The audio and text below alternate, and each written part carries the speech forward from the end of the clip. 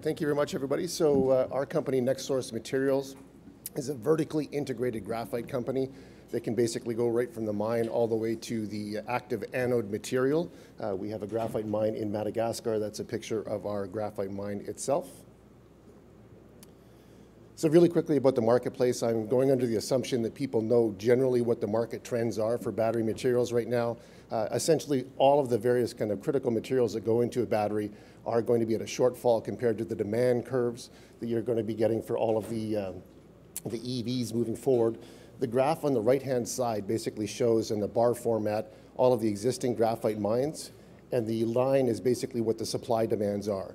So this is kind of a mid-tier type of a supply-demand curve. Everybody has their own take on what that supply curve looks like, but suffice to say, graphite is going to be in need moving forward.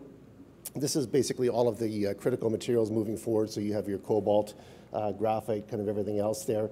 So far as the graphite is concerned, it's about 50,000 tons is the average graphite mine size currently right now. And with the demand curves by 2030, you're looking at an additional 100 mines that are required to be online. So there's a lot of room in the marketplace for other graphite producers.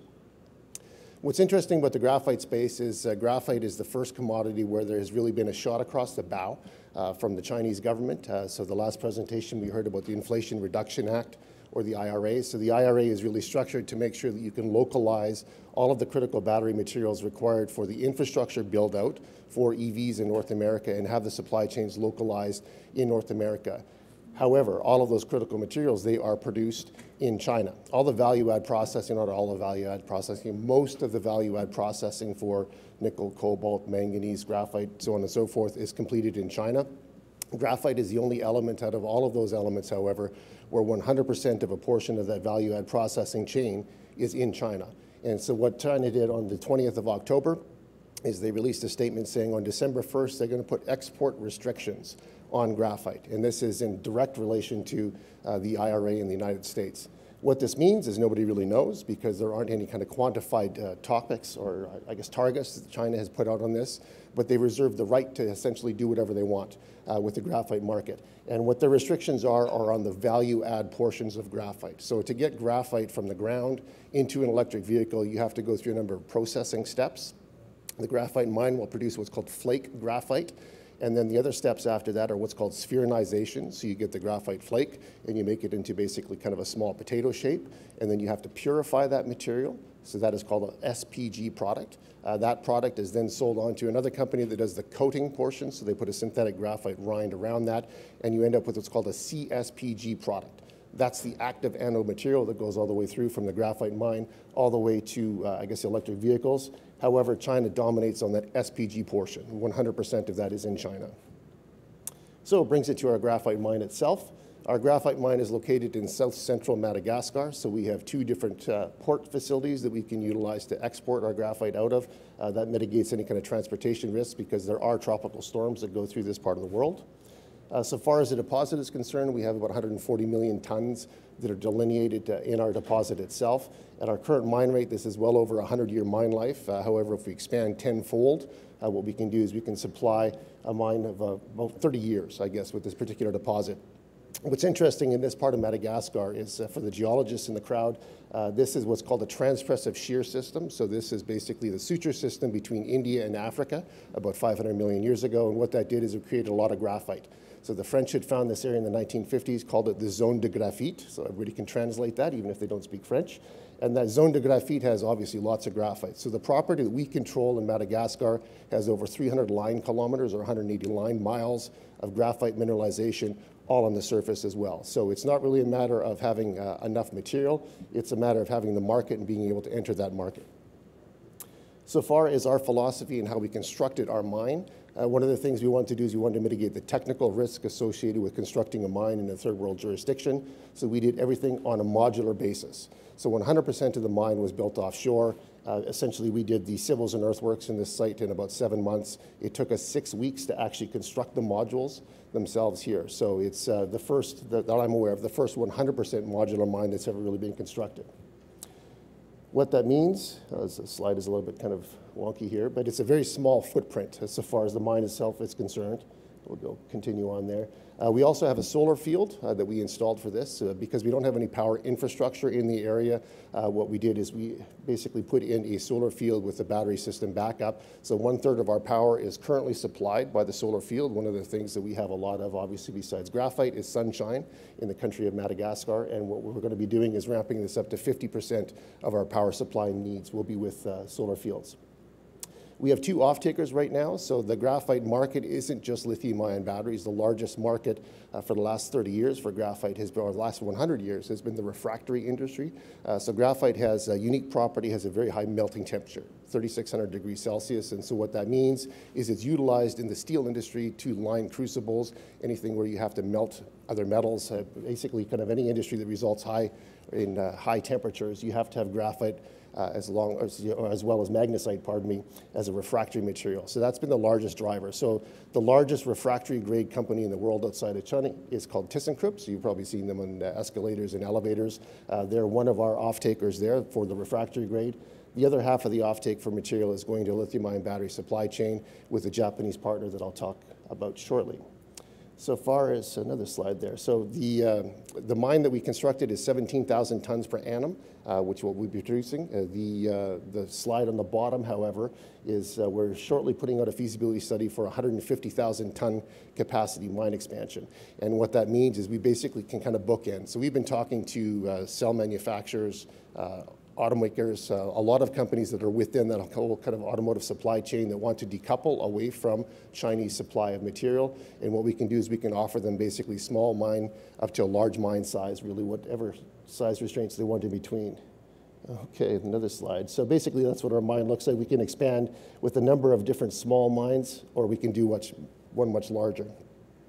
The other aspect, of course, because we're a Canadian-based company on the Toronto Stock Exchange, we have to conform to all of the highest standards. So I think one of the things that Canadian companies have done very well is really make sure that regardless of the jurisdictions that they work in, they operate like they're working within Canada itself. And so when we're working in Madagascar, it's like a warm portion of Canada, I guess. The other thing that we've done is I think we've done a very good job, actually, of getting the social license to operate.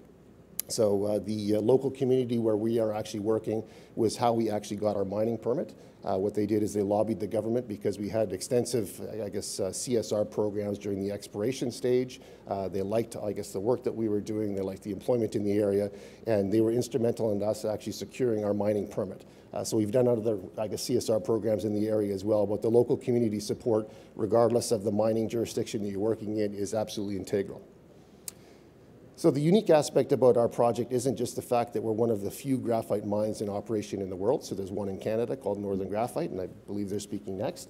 But there's really only about 8 graphite mines in the world outside of China. China has about 2/3 of all the graphite mines in production right now. The other aspect that's unique about us is that we're vertically integrated. So what we did early on in the process is we were talking to people in the Tesla supply chain, which was Panasonic that made the batteries, and Hitachi Chemical made the actual active anode material. We spoke with all the people in that, I guess, supply chain over the years, and we ended up getting to the group that actually supplies Hitachi Chemical.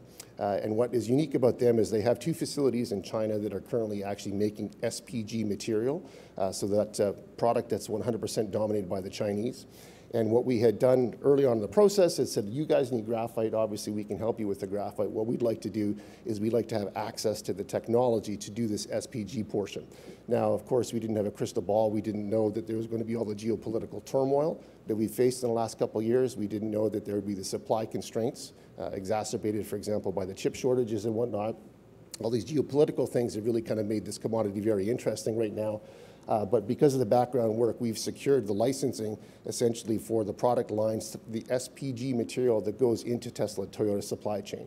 And what this does is it's really shortened the qualification procedures. So I think one of the things as a mining company that's really been hard to grasp, and other mining companies are going through the growing pains as well, is that there's a very long and extensive qualification process to go from a mined product into a vehicle. And the thing that the automotive companies don't realize is all the work that goes into a mine. So it's really kind of a difficult bridge to cross. What we can do is we can cross that bridge right now.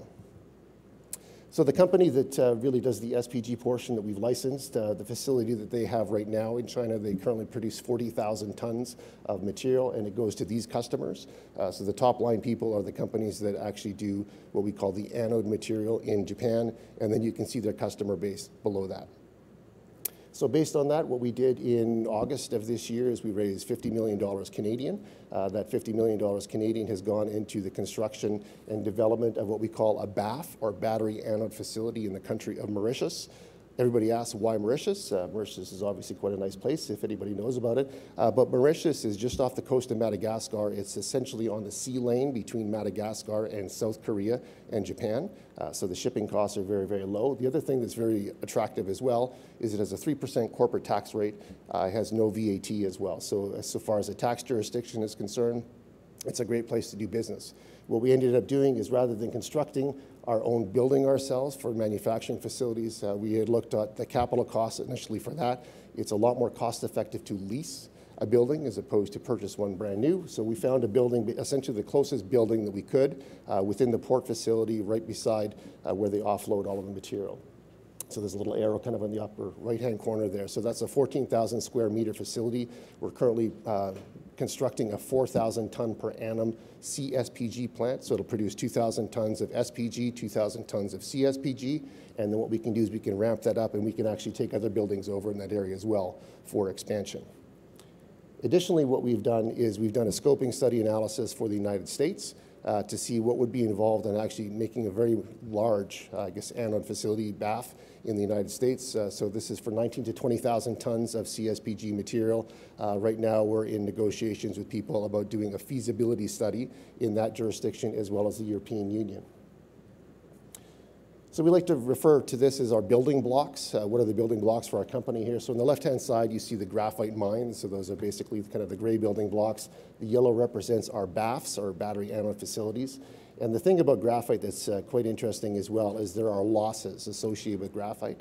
So essentially, it's between 30 to 45% of the graphite you'll get as an active anode material. The rest is essentially waste when you're moving through.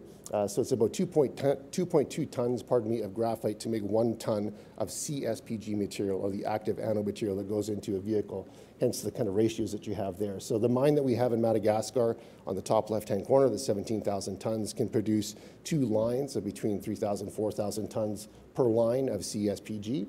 If we were to build 3 of those mines in Madagascar, so 3 additional modules, that would be enough to produce 19,000 to 20,000 tons of CSPG material.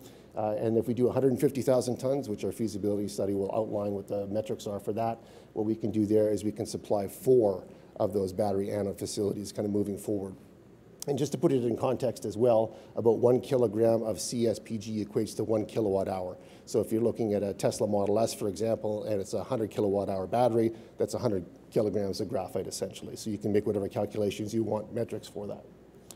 So far as where will we play, I guess, that illustrates kind of where Madagascar is globally there. Also Mauritius, the little dot off to the side. And what we've done here is we've just kind of charted out what it looks like so far as the graphite distribution is concerned, what it would look like for the spheronized purified graphite, so the SPG, and then the final CSPG product. So what's quite unique right now is while we're actually constructing our project to produce the SPG, CSPG material in Mauritius, what we're doing is we're actually shipping graphite from our mine in Madagascar to the facility that we're replicating in China. And what they're doing right there is they're starting the qualification procedure. So talking to OEMs, we're at the stage right now where we have to send out multiple tons of material. So that material goes to our, basically let's call it our sister plant, I guess, that's in China right now. They process that material and it goes to the OEMs for qualification procedures. And what that also means is by February of next year, we will have, I guess, the first initial run that we'll be able to do in Mauritius. So then we'll be able to decouple completely and be able to have our mined material from Madagascar go into Mauritius for the qualification procedures, because there's that whole 4M aspect. In the future, what is it going to look like? What we want to do in the future, obviously, we want to look at localization.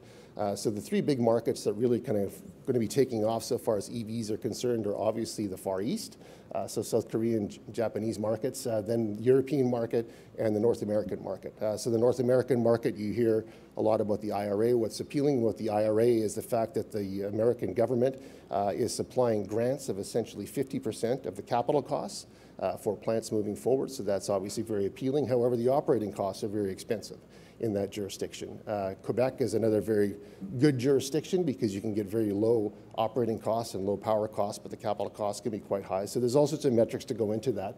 The European Union also has their own incentivized programs as well. It's not the EU, however, it's individual countries. So for example, the UK has 25% grants that they're putting out for that as well.